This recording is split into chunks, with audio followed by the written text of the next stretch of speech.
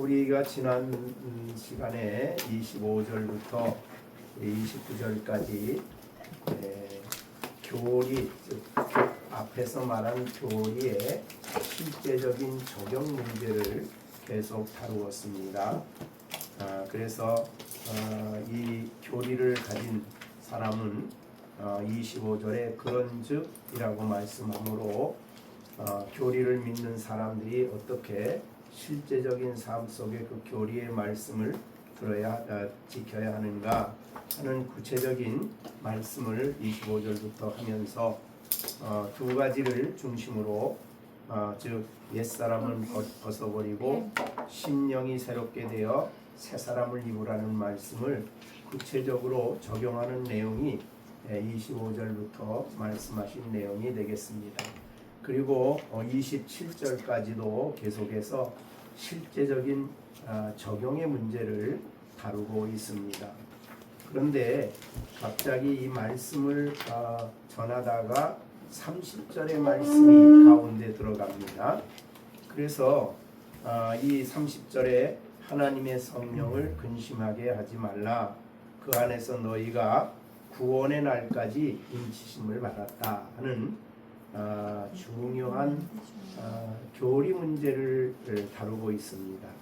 그래서 이 30절의 이 말씀은 우리 그리스도인의 그 신앙 고백 중에 가장 중요한 교리 중에 하나입니다. 성령에 대한 고백이죠. 그래서 이 말씀을 우리가 왜 여기에 이 앞에 있는 25절부터 윤리 문제 혹은 기독교인의 윤리 문제를 다루다가 갑자기 성령에 대한 말씀을 30절에서 넣는가 하는 생각을 하게 됩니다. 그런데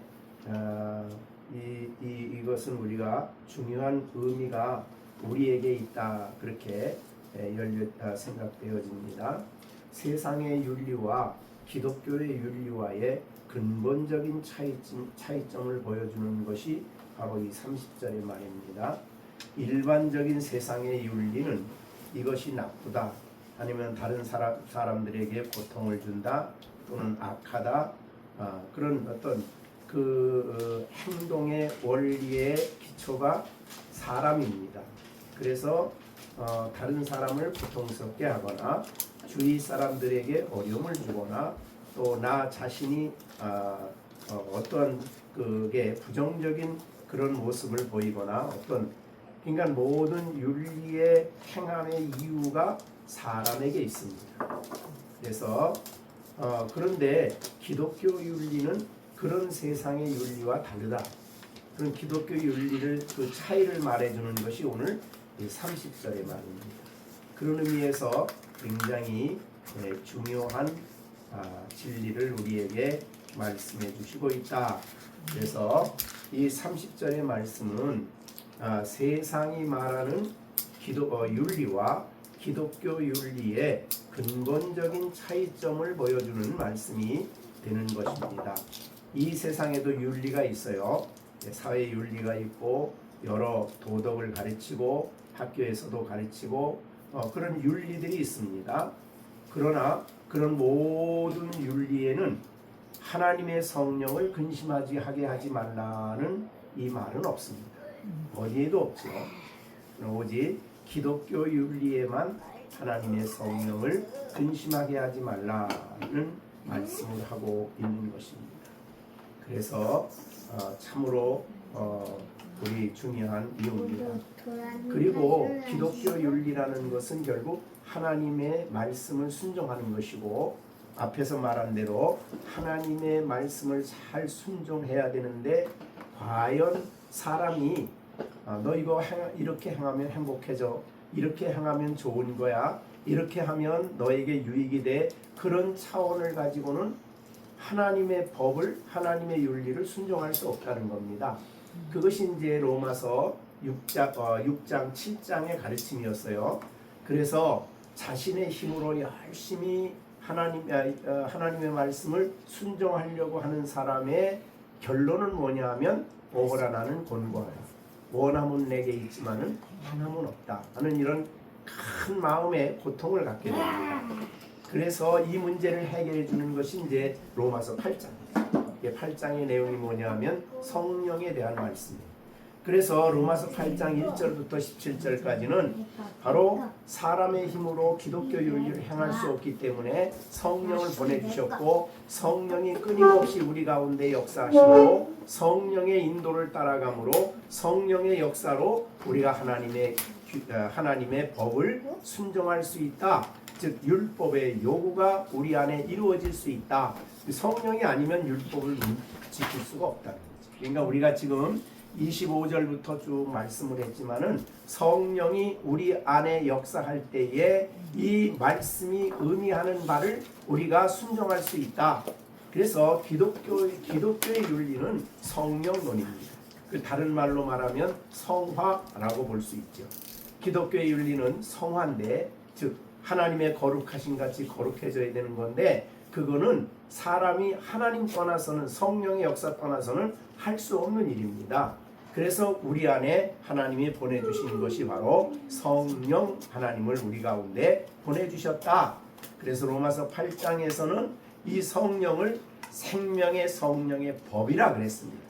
그러니까 우리 안에 성령이 역사함으로 우리는 이 모든 죄의 법에서 우리가 승리하고 하나님의 말씀을 끝까지 순종할 수 있으며 하나님의 말씀이 우리 가운데 이루어진다 하는 것이 이제 로마서 8장이지 않습니까?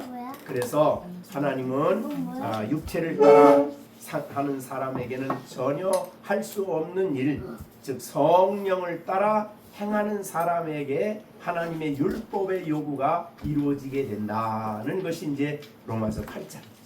그래서 로마서 3장부터 5장까지는 구원받은 진리를 설명하는 것이고 구원받은 사람이 하나님의 말씀을 순종하려고 하다 보니 안 돼.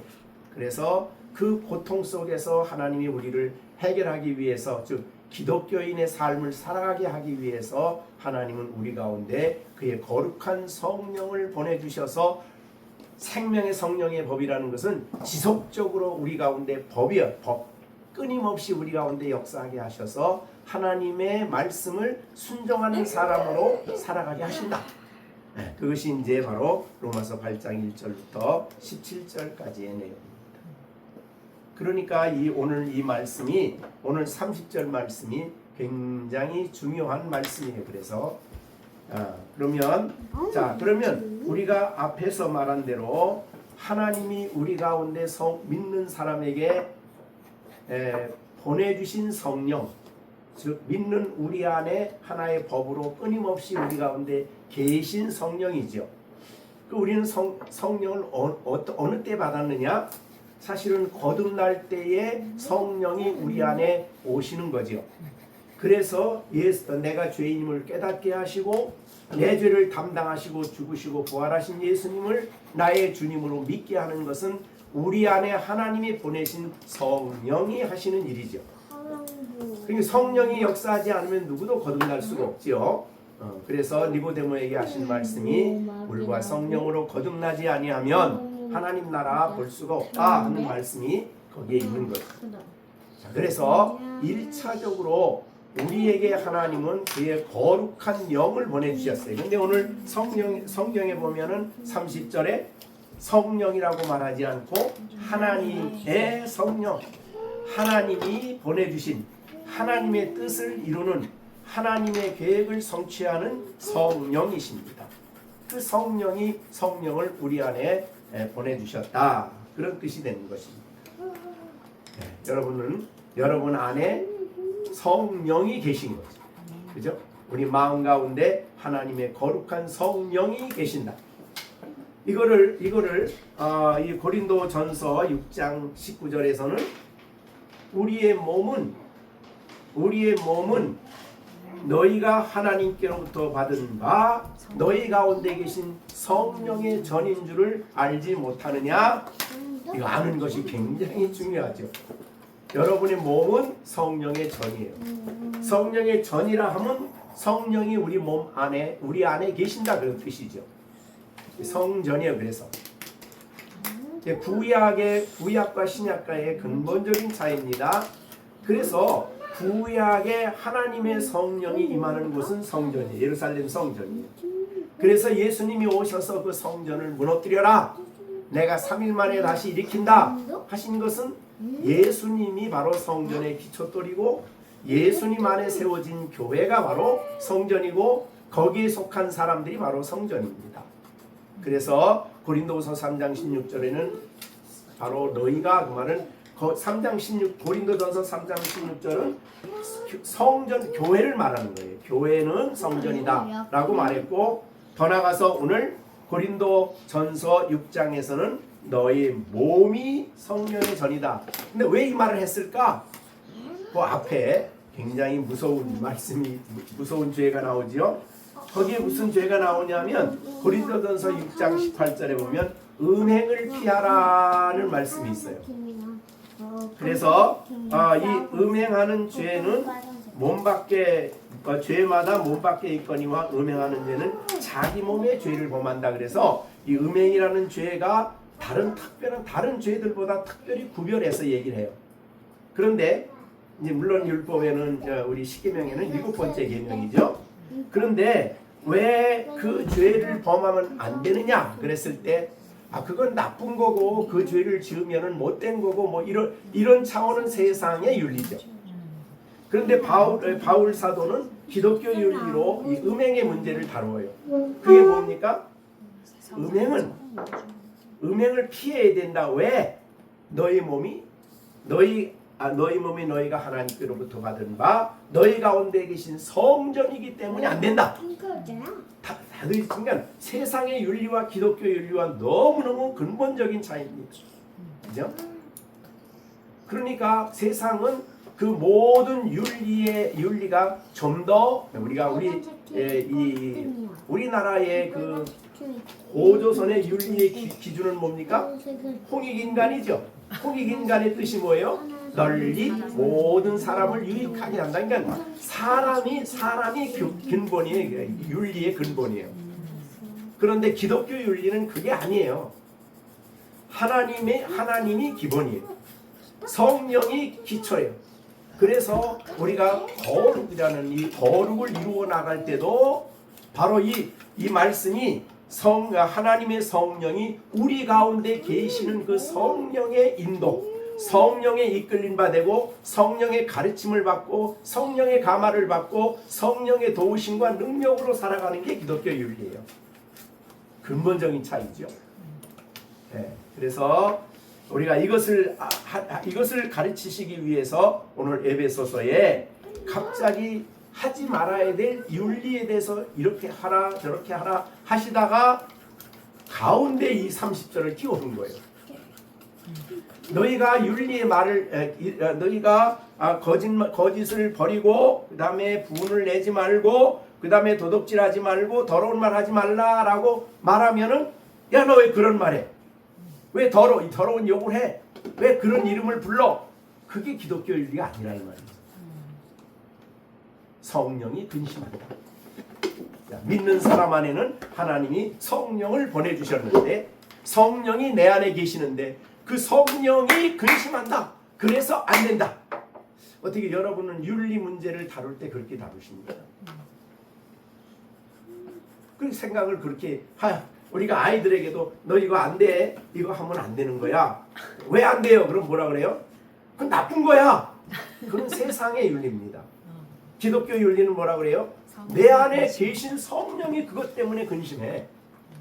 그렇게 얘기하는 것이 기독교 윤리라고 말이죠. 자, 그런데 성령이 여기에 근심하지 말라 그랬죠. 그 말은 하나님의 성령을 근심하게 하지 말라. 그럼 어떻게 하면 근심하게 하는 거예요? 앞에 나오는 25절부터 이런 일을 하면은 근심하게 돼요, 성령이. 근데 성령은 근심은 우리가 성령을 생각할 때에 어떤 분으로 생각을 하십니까? 어떤 분으로? 일반 교회 역사에 있어서 삼위일체를 부인하는 쪽에서는 성령은 그냥 능력이다. 하나님이 행하시는 능력이다. 감화력이다. 이런 정도로 얘기를 해요. 근데 물론 성령은 능력으로 역사하셔요. 우리를 감동시키셔요. 그러나 더 중요한 것은 우리가 알아야 될 것은 근심은 어떤 존재가 근심을 합니까? 인격적인 존재예요. 성령은 인격신이십니다. 삼위일체가 이제 인격신이듯이, 자, 인격신이라 그러면 대개 우리가 일반적으로 생각하는 것은 인격신은 지정의를 갖춘 그래서 하나님에게는 지식이 있으신, 우리 하나님은 지식이 있으시죠. 성령은. 그 다음에 그래서 가르치시죠. 우리의 진리를. 그 다음에 뭐가 있어요? 의지가 있어요. 그래서 그의 뜻한 것을 이루셔요. 하나님은 모든 계획하시고 뜻하신 것을 그의 의지를 가지고 강력하게 성취해 가셔요. 하늘에 계신 하나님은 자기의 뜻을 완벽하게 이루어 가시는 의지를 가지신 분이지요. 또 하나는 감정이 있으신 분이에요. 감정. 그래서 우리가 성경에 보면은 하나님을 우리가 기쁘시게 하라고 그러죠. 우리가 하면은 기쁨은 뭐예요? 감정이죠. 그래서 하나님이 우리를 하나님의 형상대로 만들 때 인격적인 존재로 만든 거예요. 지정의를 우리에게 주셨다 그 말이죠. 자, 그와 같이 우리는 하나님은 인격신이시기 때문에 기뻐하기도 하시고 오늘 말한 대로 근심도 하셔요. 근데 우리의 감성은 여러 모양으로 죄의 영향을 받아서 무뎌졌어. 물론 이제 우리가 성화되어서 점점 나아지긴 하지만은 마땅히 정말 기뻐해야 할 일을 기뻐할 수 있는 감성이 되는 것, 즉 하나님의 진리, 하나님의 의를 기뻐하고 또 이 진리를 즐거워하고 예수 그리스도를 즐거워하는 그런 감성이 풍성해지는 게 중요하지요. 그래서 예수를 너희가 보지 못하였으나 사랑하는 것, 그 감성이죠. 이제도 보지 못하나 믿고 말할 수 없는 영광스러운 즐거움으로 기뻐하는 것, 감성이죠. 하나님은 감성이 있으셔요. 그래서 이 이사야서에 보면 우리 믿는 우리들을 볼 때 하나님이 기쁨을 이기지 못하여 하신다 그랬어요. 우리를 볼 때 막 기쁜 거예요. 그래서 우리가 예배하러 우리 시준이, 시온이, 시령이, 시완이가 하나님 앞에 딱 앉아 있으면 하나님 보실 때에 너무너무 기뻐서 기쁨을 어떻게 해요? 이기지 못하고, 그 기쁨을 이기지 못하면 어떻게 돼요? 그런 정도로 우리를 기뻐하신다. 감성이 계시되 완전하신 감성을 가지신 분이 하나님이시죠. 그래서 그걸 이제 이 근심으로 바꾼다면 어떻게 돼요? 우리가 근심하는 차원하고는 비교할 수 없는 수준으로 근심하시는 거예요. 그러니까 엄청 근심이 크시죠. 성령이 우리를 인하여 근심한다 그러면 우리가 근심하는 수준이 아니야. 완전하신 분으로 우리가 여기에 있는 대로 거짓말을 하거나 분을 내어도 하룻밤을 잠자기 전에 풀지 않고 그냥 분을 가슴에 품고 있거나, 그럼 얼마나 근심하시겠어요. 그래서 우리가 하나님 앞에, 그래서 성도들은 자기 전에, 그래서 반드시 자기 전에도 하나님 앞에 기도하고 자야 되는 이유는 단순히 그냥 내가 뭘 구하는 게 아니라 나의 한 하루를 살펴보고 내 삶 속에 오늘 하나님을, 성령을 근심하게 한 일이 있었다면은 빨리 하나님 앞에 잘못했습니다 하고 하나님 앞에 자복하는 거예요.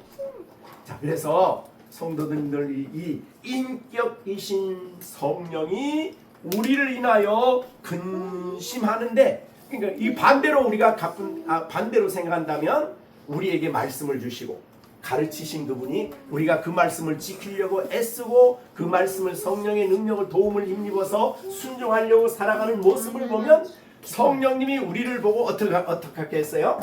기쁨을 이기지 못하여 하신다. 자, 그러면 반대예요. 근심이 너무너무 커. 이쪽은 근심이 너무너무 기쁨이 넘쳐. 우리가 어느 편을 택해야 돼요? 당연히 성령님을 기쁘게 하는 차원으로 살아야 된다. 자, 그래서 여기에 하나님의 성령을 근심하게 하지 말라라는 말씀 속에는 성령을 인격신으로 이해하는 일이 너무너무 중요한 것입니다. 그런데 그 인격이신 성령님이 우리 안에 계시죠. 그래서 우리의 마음이 성령의 전이에요. 마음이. 우리의 마음 속에 성령님이 임재하여 계셔요.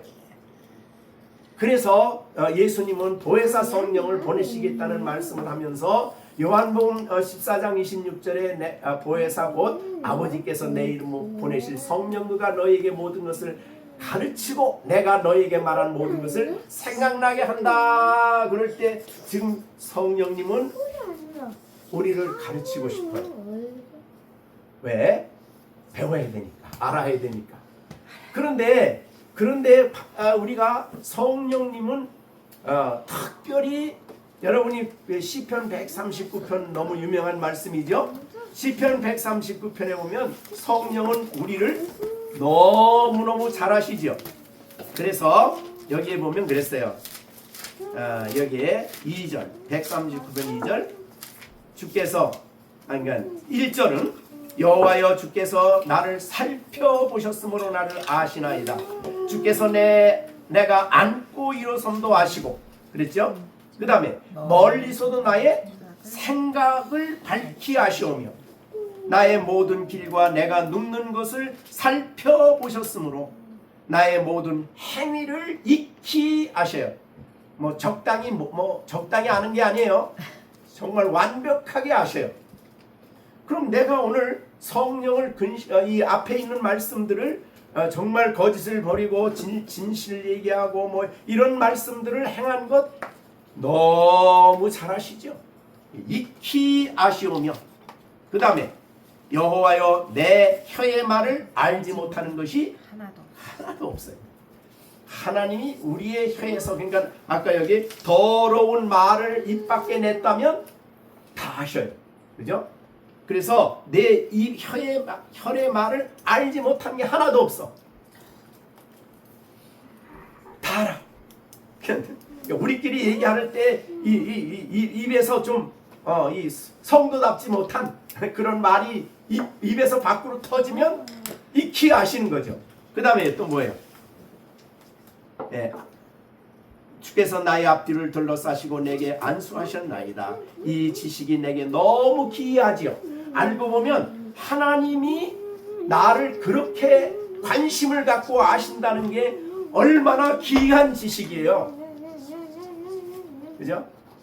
천지를 창조하신 주님이 우리를 그렇게 아신대. 그렇게 관심이 있으신 거예요. 우리를 살펴보시는 거예요.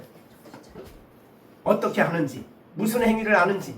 그 다음에 이제 마지막에 이 말씀을 설명합니다. 7절. 주여, 내가 주의 영을 떠나 어디로 가며 주의 앞에서 어디로 피하리까? 피할 곳이 있을까요? 없을까요? 없어요. 근데 여기 주의 영이라고 하셨어요. 성령이시죠.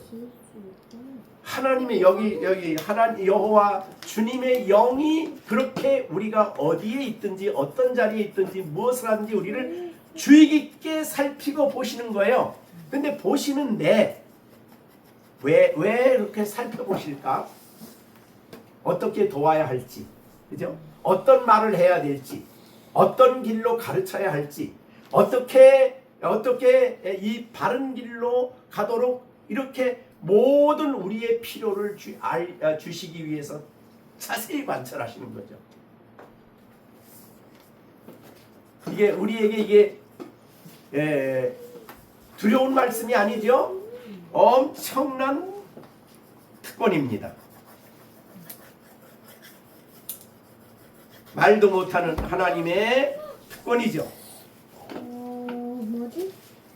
우리 그 창세기에 보면은 사라에게 여종이 있었죠. 누구예요?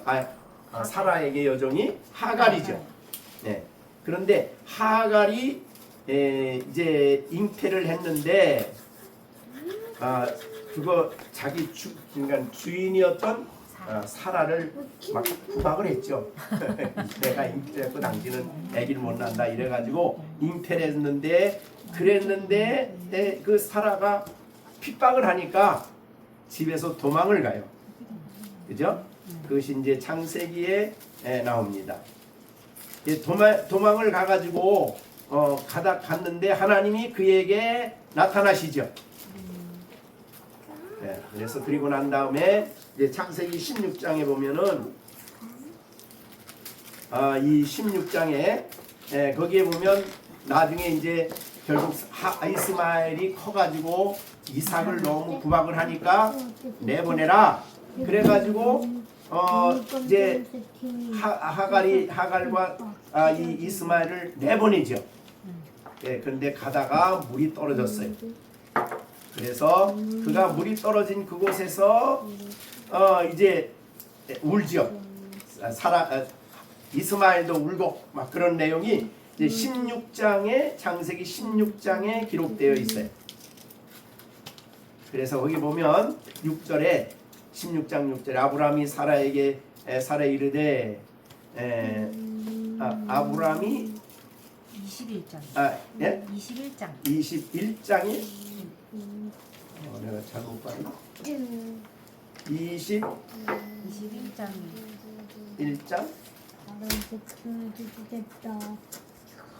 그대를 가지고 15절 물이 떨어지고. 물이 떨어지죠. 그 하갈이 하나님이 눈을 밝혀서 보여주시죠. 19절에 그런가? 하나님이 하갈의 눈을 밝히심으로 샘물을 보았습니다.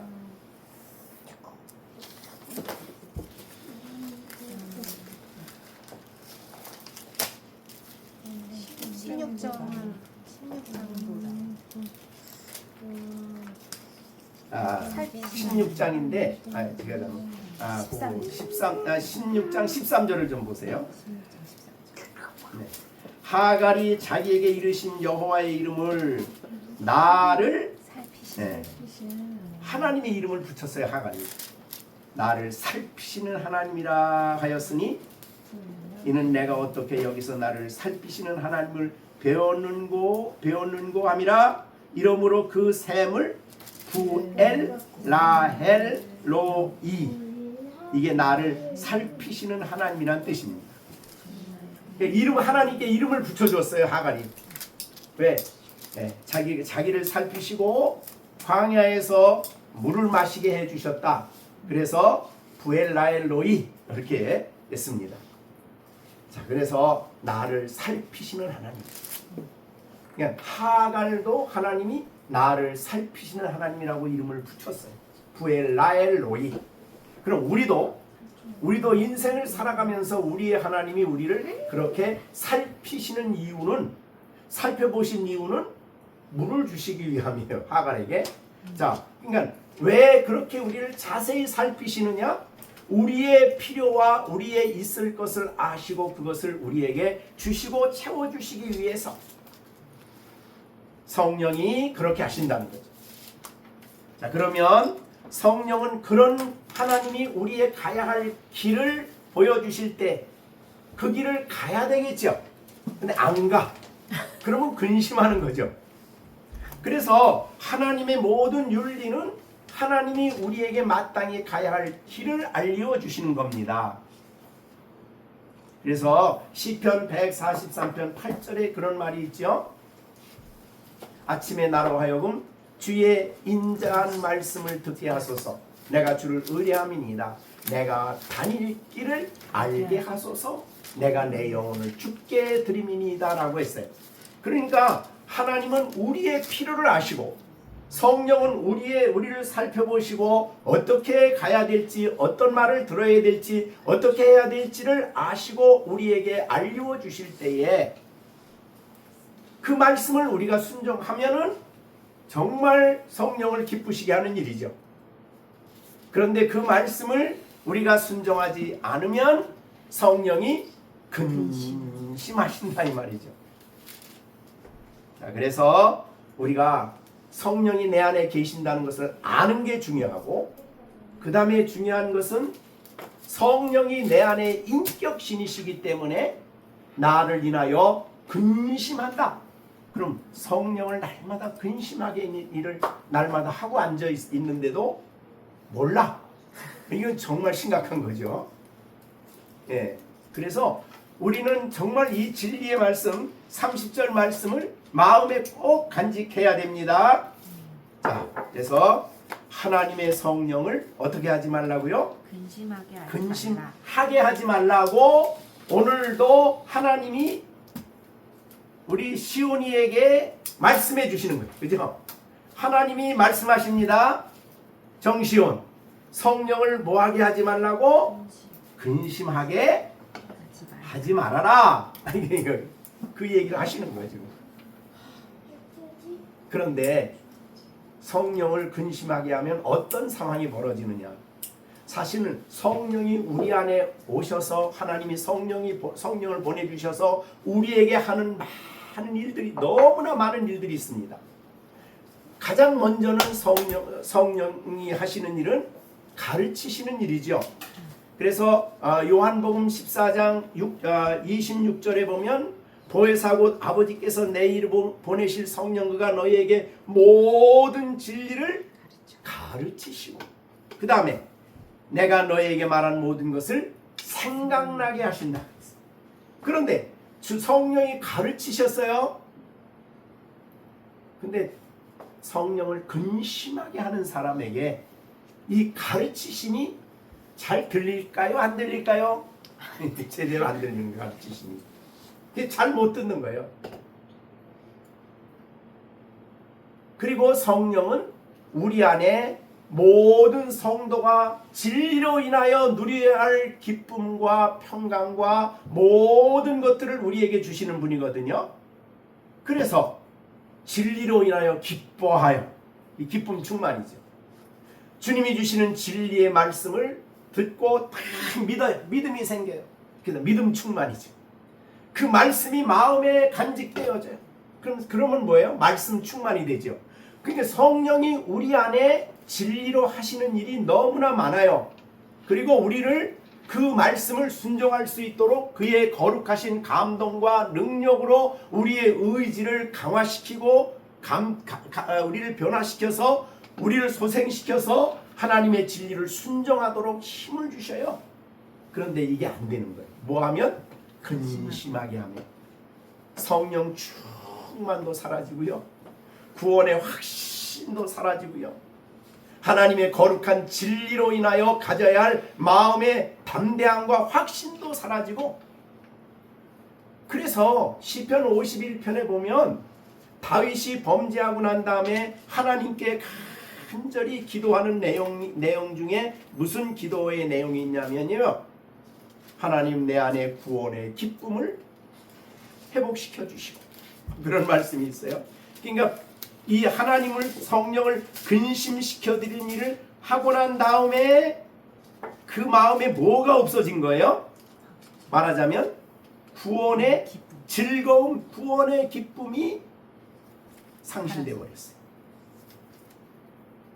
그러니까 성령이 주시는 그 충만함이 소멸이 돼요. 참 슬픈 일이죠. 그래서 하나님 앞에 그런 기도를 시편 51편에서 하고 있는 것입니다. 구원의 즐거움을 다시 회복시켜 주시고, 그 다음에 하나님의 거룩한 성령을 내게서 거두지 말아 주십시오. 51편 11절에. 그 말은 무슨 말이에요? 성령을 근심시켜 드리면 하나님의 성령의 임재 의식이 점점 희미해져 가는 거예요. 그러다 보니까 성령이 내게 떠난 것 같이 느껴지는 거예요. 자, 성령은, 우리에게 오신 성령은 우리를 떠나실까요? 안 떠나실까요? 안 떠나신다 그랬죠. 그게 신약 시대예요. 그래서 요한복음 14장 16절에 보면 내가 아버지께 구하겠으니 그가 또 다른 보혜사를 너에게 주사 영원토록 너희와 함께 있게 하신다. 우리 안에 오신 성령이 함께 있게 하신다. 자, 오늘 말씀은 뭐라 그랬냐면요, 본문에서는 이렇게 됐어요. 30절 성령을 근심하게 하지 말라. 그 안에서 너희가 구원의 날까지 인치심을 받아. 그러니까 성령이 인치셨어요. 요건 이제 에베소서 1장에도 나오는 말이에요. 성령과 관련해서 에베소서 1장 13절에도 그 안에서 너희가 진리의 말씀 곧 너희에게 너희의 구원의 복음을 듣고 그 안에서 믿어 약속의 성령으로 인치심을 받았다. 성령이 인을 쳤다. 그 말은 두 가지 의미가 있어요. 인을 치면 우리에게 인을 치면 옛날에 인을 쳤다 그러면 넌 내 거다. 그런 뜻이에요. 인 쳤다. 그래서 말 같은 데 보면은 탁 인을 쳐요. 그럼 내 말이에요. 내 말. 그 뜻이 인쳤다 그 말은 성령의 소유가 됐다 그런 뜻이에요. 그 다음에 인쳤다 그 말은 한 번 인치신 성령은 떠나지 아니하시고 우리와 함께 계신다 그런 뜻이에요. 자 그러면요. 자 우리가 성령을 참 근심하게 해요. 성령이 근심해. 그렇게 성령이 근심하면은 제가 날 참 근심하게 해 제가. 그러면 성령이 그냥 아예 떠나버려. 자 떠나버리면 어떻게 될까요? 성령이 네가 이렇게 사나 저렇게 사나 난 너에게 관심이 없어. 그러고 이제 떠나버렸다 그래. 생각해 보세요. 그럼 성령이 별로 근심 안 했기 때문에. 그런데 오늘 성경은 뭐라 그래요? 구원이 완성되는 그날까지 성취되는 그날까지 성령은 우리 안에 오셔서 인치시고 떠나지 않아. 늘 봐야 돼. 못하는 거를 날마다 봐야 돼. 근심시키는 거를 날마다 봐야 돼. 그거 참 힘든 일이죠. 그러니까 성령이 구속의 날까지 인치심을 받았다라는 말을 그래서 하신 거예요. 부모들이 자녀가 좀 속상하게 하면 그냥 아예 눈 돌리고 그냥 관심 없이 그냥 그런데 성령은 그렇게 하실 수가 없는 분이라 이 말이죠. 그죠? 우리의 모든 것을 보시는데 근심시켜드리는 일이 하루 가고 이틀 가고 사흘 계속 그렇게 가 있으면 성령이 너무너무 힘든 거예요. 자, 그걸 알면은 우리가 성령을 근심시키게 하지 말아야 되겠죠. 그게 오늘 이제 하나님 주시는 강력한 메시지가 되는 것입니다. 네, 구속의 날까지 인치심을 받았다. 성령은 너희를 떠나지 아니하시고 너희를 자신의 소유로 삼으셨기 때문에 너희에게 관심이 있고 살피고 보살피고 너희에게 뭘 주어야 될지 그래서 다닐 길을 알게 하려고 하나님이 하시는데 얘는 뭐가 그렇게 바쁘다고 아침에 또 성령만 아무 상관없이 그냥 아무 관심이 없어. 그리고 제멋대로 가. 그럼 근심되는 거죠. 그죠? 그 성령이 우리 안에 오셔서 그렇게 가르치시고 또 은혜를 주시고 또 깨닫게 하시고. 자, 우리가 고린도후서 4장 고린도후서지요. 4장에 보면은 고린도후서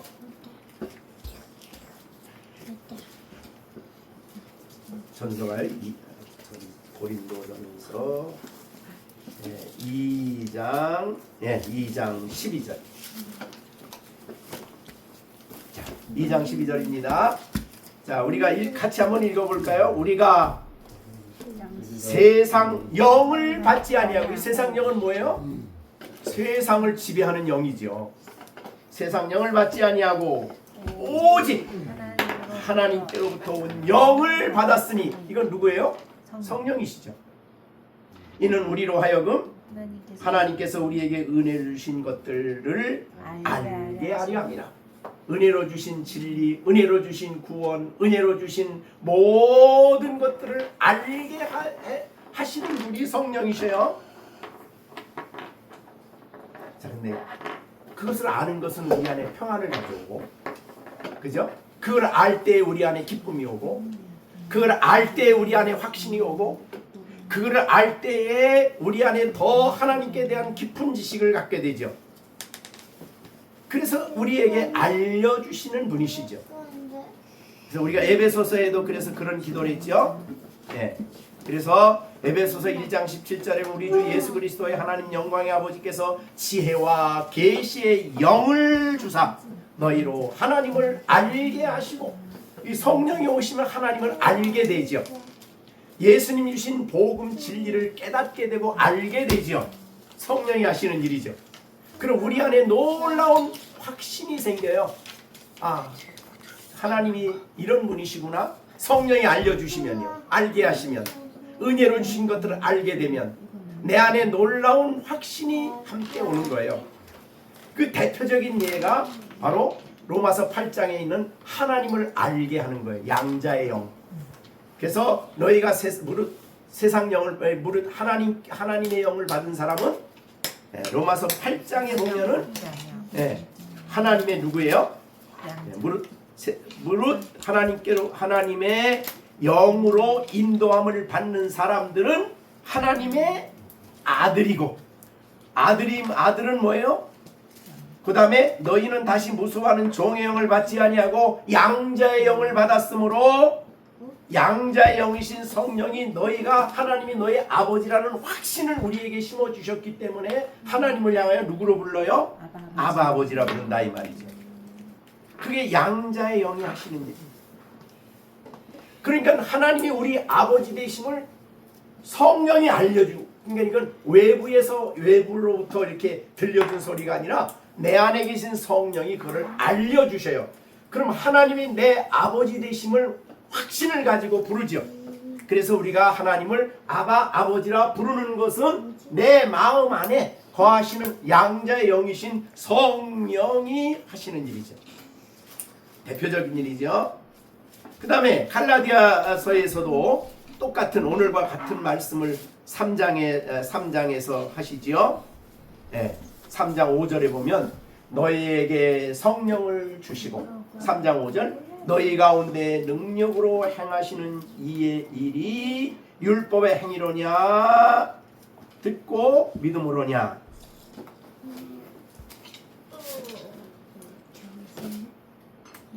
이거 죄송합니다. 4장이네. 4장 6절이네. 6절, 너희가 4장 6절 아들이므로 하나님이 그 아들의 영을 우리 마음 가운데 보내사 아바 아버지라 부르게 하셨느니라. 그러니까 성령이 하시는 일. 그러니까 거듭나서 자녀된 사람은 하나님의 자녀인데 성령이 그 마음속에 역사하셔서 증거해 주심으로 하나님을 아버지라 해요. 이거를 우리가 뭐라고 말하냐면 구원의 확신이라 그러는 거예요. 확신을 주신 거예요. 성령이. 구원 받은 사람에게 성령이 오셔서 확신을 주셔요. 그게 성령이 하시는 일인데, 만약에 성령을 자꾸 근심시켜드리고 성령이 하시는 일을 점점 근심하게 하면 그런 확신이 점점 희미해지죠. 그래서 희미해져서 내가 정말 하나님 자녀인가? 이거까지도 혼란스러워. 그래서 다윗이 범죄하고 난 다음에 남이 볼 때는 똑같았어. 너무나 완전 범죄예요. 나단이 말하기 전에는 그 신하들 중에 그 죄 지은지 아무도 몰랐어요. 근데 나단이 와서 딱 밝혀내지요. 그런데 남이 볼 때는 아무 문제가 없어. 그래서 왕의 오늘 안식일입니다. 왕이여 오늘도 주일을 안식일을 지키러 성전으로 갑시다. 그럼 옛날에는 너무너무 기뻤어. 그러니까 성전에 올라가자 할 때 마음이 막 기뻤어. 근데 그 51절에 보면 그 일을 하고 난 다음에 그 기쁨이 다 없어졌어. 그죠? 성전에 올라가자 그래도 남 볼 때는 올라가. 다 똑같아. 아무 문제가 없으니까. 다 교회 가니까. 그런데 그 마음은 알아. 마음은. 너무너무 마음이 마른 땅 같아. 은혜가 없어. 은혜의 그 풍성함이 상실돼 버렸어. 그래서 나단이 책망받고 난 다음에 그가 기도한 것이 바로 그겁니다. 내 구원의 즐거움을 회복시켜 주시고 내 안에 확신을 갖게 해 주십시오. 성령을 내게서 멀리 성령을 거두지 말아 주십시오 하는 그런 기도를 한 거예요. 그 성령을 근심시켜 드리면요, 성령이 주신 그 풍성한 역사지요. 은사, 또 우리 안에 구원의 즐거움, 진리로 인한 즐거움, 성경을 읽을 때 깨닫게 되고 성령의 말씀을 들을 때 달게 받아들이게 되고 하는 이 성령의 그 풍성한 역사가 점점점 희미해져 간다. 자, 그러니 이 말씀이 얼마나 오늘 주신 말씀이 중요한지 모르겠어요. 우리 열린샘 교회에 분명하게 하나님이 오늘 예배를 통해 주시는 하나님의 음성은 뭐예요? 하나님의 성령을 근심하게 하지 마라. 는 말씀을 우리에게 해주십니다. 그래야 너희가 성령으로 말미암아 누리는 그 풍성함을, 충만함을, 부요함을 너희가 누릴 수 있다. 결국은 성령을 근심하게 하는 것은 알고 보면 옛사람의 행위를 그대로 행하는 거죠. 그죠? 여기 이제 우리 앞에 22절에 말합니다. 그죠? 유혹의 욕심을 따라 썩어져가는 썩어가는 구습을 따르는 옛사람을 벗어버려라. 그러니까 유혹의 욕심을 따라 살아가면 성령이 근심하는 거예요. 그러니까 우리는 의와 진리의 거룩함으로 지으심 받은 새 사람을 입어라. 그리스도 안에 새 사람 날마다 새로워지는 거죠. 그럴 때 성경을 읽을 때 감각이 달라져요. 하나님 말씀을 묵상할 때 그 이해력이 달라져. 어느 때는 생생하게 그 말씀이 나에게 이해되어지고 받아들여지는데 어느 때는 성경을 한 장 읽고 두 장 읽어도 별로 그냥 지나가. 원인은 성령의 역사와 관련됩니다. 자, 그래서 성령을 근심하게 하지 말라. 왜냐하면 아버지가 너희를 사랑하셔서 성령을 보내주셨다. 성령을 하나님의 백성으로 살게 하기 위해서 거룩한 영을 보내주셨다. 이건 아버지의 위대한 약속이죠. 사도행전의 이 약속이에요. 그래서 예루살렘을 떠나지 말고 아버지 약속하신 성령을 기다려라 하는 말씀이. 그거 없이 이제 하면 이제 문제가 그 다음부터 성령과 관련해서 문제가 생기기 때문에 그러죠. 어떻든 우리가 이 시간에 성령을 다 우리가 성경의 가르침을 다 가르칠 수는 없지만은 어떻든 성령을 근심하게 하지 말라. 그는 인격을 가지신 하나님의 완전하신 하나님이신 인격을 가지신 인격신이다. 그러므로 우리를 보시고 관찰하고 알고 우리를 기뻐하고 근심도 하고 걱정도 하는 분이다. 그런 말이죠. 너의 몸은 성령의 전이다. 어디를 가나 어떤 자리나 내 몸은 성령의 전이야. 이거 알지 못하느냐? 이런 말씀입니다. 사실은 우리가 그래서 성령을 근심시켜드리지 않기 위해서 구속의 날 주님이 오셔서 구원을 완성하시는 그날까지 떠나지 아니하시고 우리와 함께 계시는 그분이에요. 하나님은 우리가 근심하게 한다고 외면하는 분이 아니죠. 외면할 수도 없어. 근심을 해야 돼 끝까지. 그게 얼마나 힘든 거예요. 그러니까 성령을 근심하게 하지 않아야 되는데 그래서 우리가 성령을 근심하지 않게 하기 위해서 몇 가지 좀 우리가 생각해야 될 우리가 알아야 될 게 있어요. 어떻게 하면 우리가 성령을 정말 근심하게 하지 않을 수가 있을까? 첫째, 내 안에 하나님의 성령이 계신다는 것을 늘 기억해야 됩니다. 자, 우리는 때로 이런저런 일 때문에 잊어버리기 쉬워요. 하나님에 대한 이 진리는 우리가 살아가면서 이런저런 이유로 인해서 다른 데 집중하고 다른 데 생각하다 보면 잊어버리기가 쉬워요. 그래서 다시 기억을 해요. 기억. 성경에 보면 기억이란 말이 굉장히 많이 나옵니다.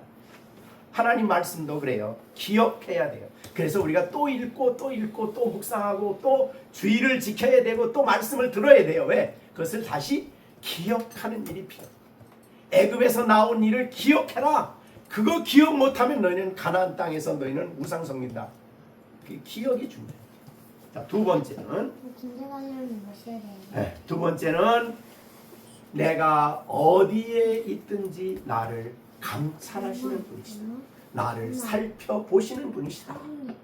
자, 우리가 예배 드릴 때 우리를 보시는 주님이 학교 갈 때도 직장에도 어디에서나 우리를 살펴보셔요. 그래서 우리가 아까 부엘라엘로이 나를 감찰하시는 하나님. 그래서 나의 모든 것을 보시고 이것만 알아도 우리가 얼마나 우리의 생활의 경건이 많이 우리에게 유익이 될 겁니다.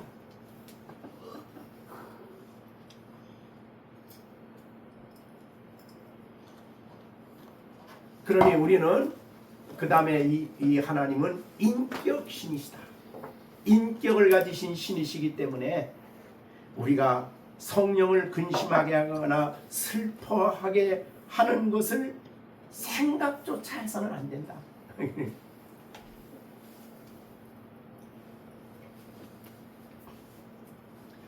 또 마지막 네 번째는 우리가 하루를 시작할 때에 우리 자신을 결심을 하는 거예요. 성령을 근심하게 하지 않아야지. 그죠? 성령을 슬프게 하지 않아야지 하는 다짐과 결심이 오늘 하루를 시작하면서 우리가 잊지 말아야 된다.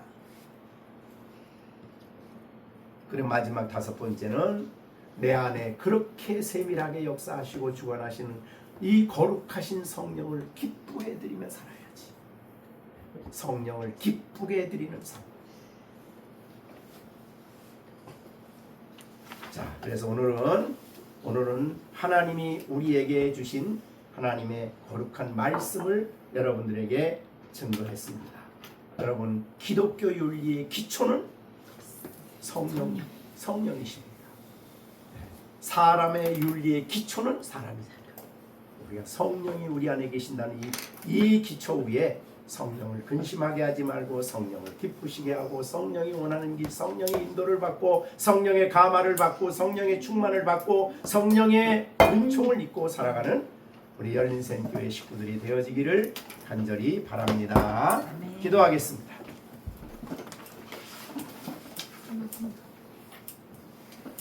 하나님 아버지, 오늘도 하나님은 우리에게 분명한 말씀을 주셨습니다. 우리 안에 성령을 주셨고 우리가 성령을 우리 안에 모시고 구속의 날까지 인치심을 받았다고 하셨습니다. 이 진리를 우리가 잊지 않고 우리 안에 늘 우리를 보시고 아시고 계시는 감찰하시는 성령 기쁘게 해드리며 살아가는 순종의 삶이 있게 하여 주시고 우리가 옛사람을 벗어버리고 새사람을 입고 하나님 백성으로 살아갈 수 있도록 은혜 베풀어 주시되 우리에게 날마다 전신갑주를 입고 영적 전쟁에 승리하게 하시고 하나님이 기뻐하는 삶을 살아가는 성령이 기뻐하신 일을 살아가는 우리 모두가 되므로 그리스도인의 참된 윤리의 삶이 구체적으로 우리의 삶 속에 이루어지도록 역사하여 주시옵소서. 아버지, 우리 어린아이들입니다. 어린아이들이 함께 말씀을 받았습니다. 너희 마음에 그리스도의 마음을 가졌다고 한 것처럼 예수 그리스도의 마음을 아이들의 마음속에 심어주시고 성령이 그들 마음에 역사해 주셔서 하나님이 기뻐하는 아이들로 성장해 갈 수 있도록 하나님의 영이 하나님의 은혜가 늘 충만하게 하여 주시옵소서. 예수님의 이름으로 기도하옵나이다. 아멘. 나를 살피시는 하나님 부엘라엘 로이, 우리의 삶 속에 늘 우리를 살피시는 그 하나님을 고백한 우리 열린샘교회 성도들 가운데 이제로부터 우리 예수 그리스도의 은혜와 하나님의 무한하신 사랑과 성령의 감화 교통 인도하시는 이제로부터 영원토록 함께 계실지어다. 아멘.